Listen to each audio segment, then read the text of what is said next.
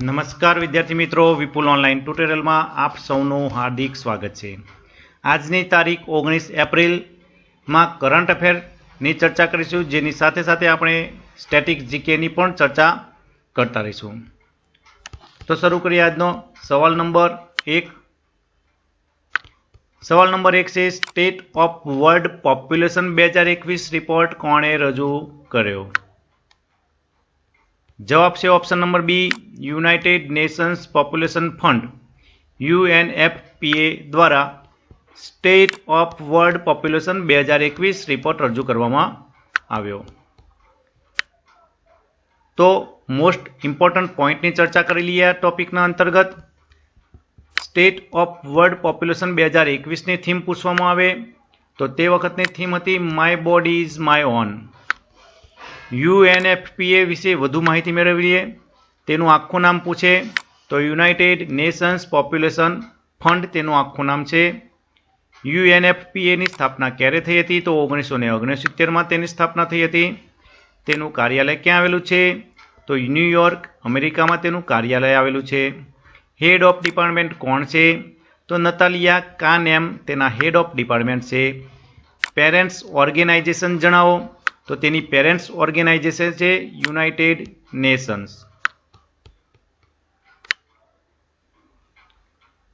વિદ્યાર્થી મિત્રો, આપણે સંગઠનની વાત કરતા છીએ તો આપણે કયું સંગઠન કયો રિપોર્ટ કરીએ તેના વિશે પણ તમને માહિતી આપી દઉં। વર્લ્ડ સોશિયલ પ્રોટેક્શન રિપોર્ટ કોણ રજૂ કરે છે? તો ILO રજૂ કરે છે।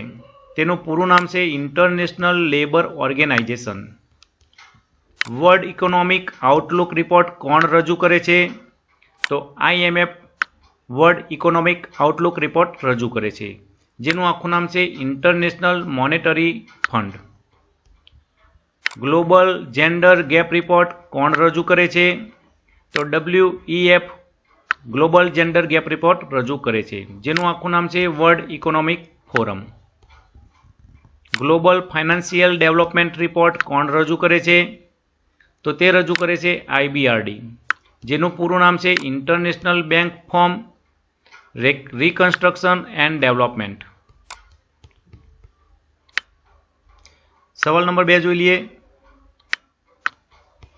ધ ઇકોનોમિક ઇન્ટેલિજન્સ યુનિટ દ્વારા સમાવેશી ઇન્ટરનેટ સૂચકાંક 2021માં કયો દેશ પહેલા નંબર પર રહ્યો?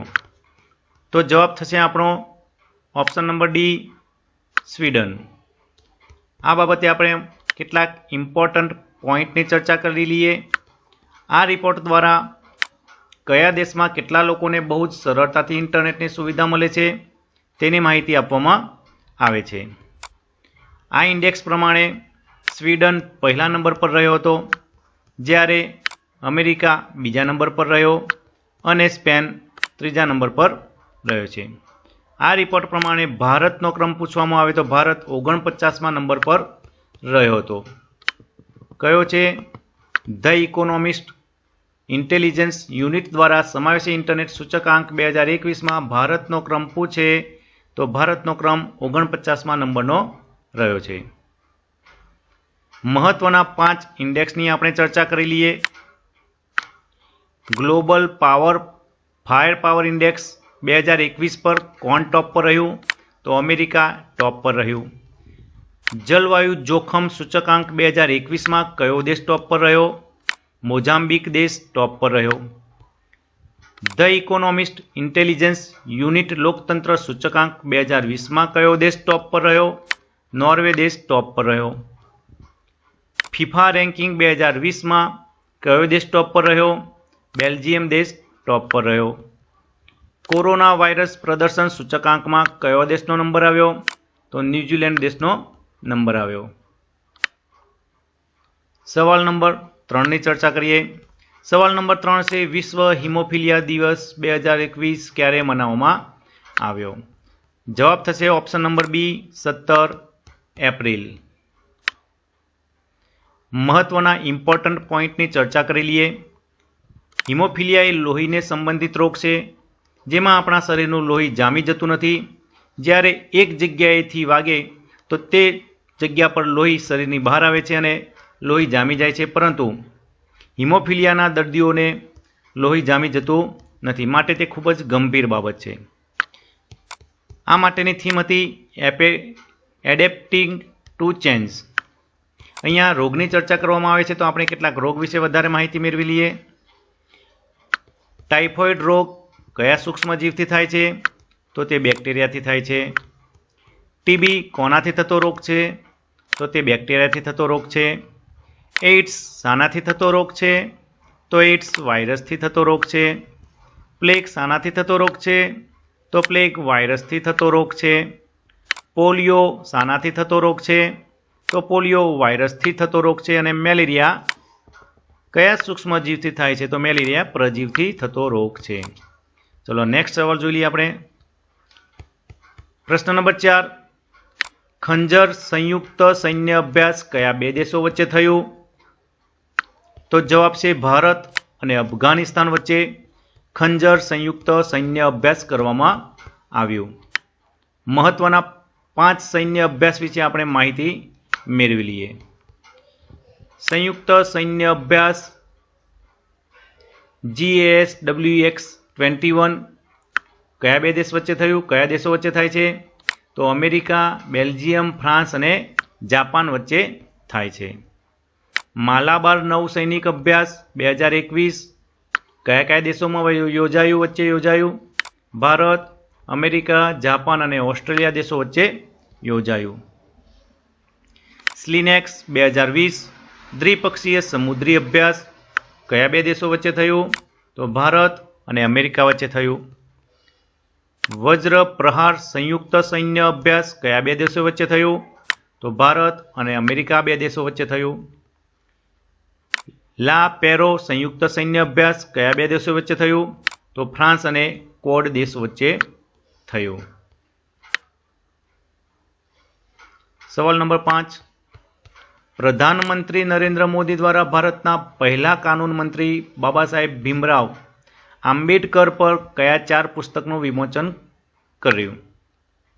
તો જવાબ છે ડૉક્ટર આંબેડકર જીવન દર્શન, ડૉક્ટર આંબેડકર વ્યક્તિ દર્શન, ડૉક્ટર આંબેડકર રાષ્ટ્ર દર્શન અને ડૉક્ટર આંબેડકર આયામ દર્શન. 4 પુસ્તકોનું વિમોચન આપણા પ્રધાનમંત્રી શ્રી નરેન્દ્ર મોદી દ્વારા કરવામાં આવ્યું. ઇમ્પોર્ટન્ટ મહત્વના પોઈન્ટ વિશે ચર્ચા કરી લઈએ. ડૉક્ટર ભીમરાવ આંબેડકરનો જન્મ મધ્યપ્રદેશમાં થયો હતો. ડૉક્ટર ભીમરાવ આંબેડકર ભારત રત્ન આપવામાં આવ્યું 31 માર્ચ 1990ના રોજ. ડૉક્ટર ભીમરાવ આંબેડકરની સમાધિનું નામ જણાવો? તો ચૈત્ય ભૂમિ. ભારત સંવિધાન નિર્માણના અધ્યક્ષ કોણ હતા? તો ડૉક્ટર ભીમરાવ આંબેડકર હતા. પ્રશ્ન નંબર 6. કઈ કંપનીએ ક્લીનમેક્સ નામની લોકલ કંપની સાથે મળીને નવીનીકરણ ઉર્જા ખરીદવા માટે હસ્તાક્ષર કર્યા? તો જવાબ છે ફેસબુક. ઇમ્પોર્ટન્ટ પ્રશ્નની ચર્ચા કરી લઈએ. નવીનીકરણ ઉર્જાનો મતલબ એ પ્રાકૃતિક ઉર્જા છે, જેમ કે સૌર ઉર્જા, ભૂતાપીય ઉર્જા, પવન ઉર્જા વગેરે ઉર્જાનો સમાવેશ થાય છે. આ પ્રકારની ઉર્જા પ્રદૂષણ ફેલાવતી નથી. ફેસબુકની વાત કરવામાં આવે તો ફેસબુક વિશે આપણે વધારે માહિતી મેળવી લઈએ. ફેસબુક એક સોશિયલ નેટવર્કિંગ સાઇટ છે. તેની સ્થાપના 2004માં થઈ હતી.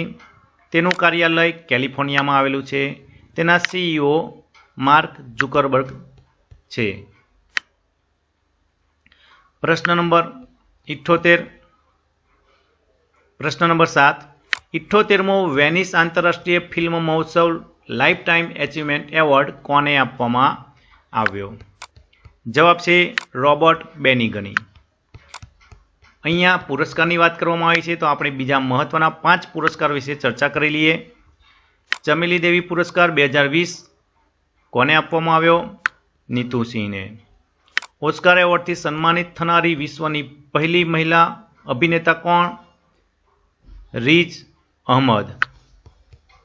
વિજય હજારે ટ્રોફી 2021 કોણ જીતી ગયું? તો મુંબઈની ટીમ જીતી ગઈ. International man of the coverage award 2021 કોને આપવામાં આવ્યો? તો ગોસલ્યા શંકરને આપવામાં આવ્યો. BCCI Indian sports woman of the year 2020 કોને આપવામાં આવ્યો? કોનેરુ હમ્પીને.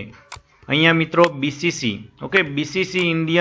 બીસીસી દ્વારા Indian sports woman of the year 2020 કોને આપવામાં આવ્યો? તો કોનેરુ હમ્પીને આપવામાં આવ્યો.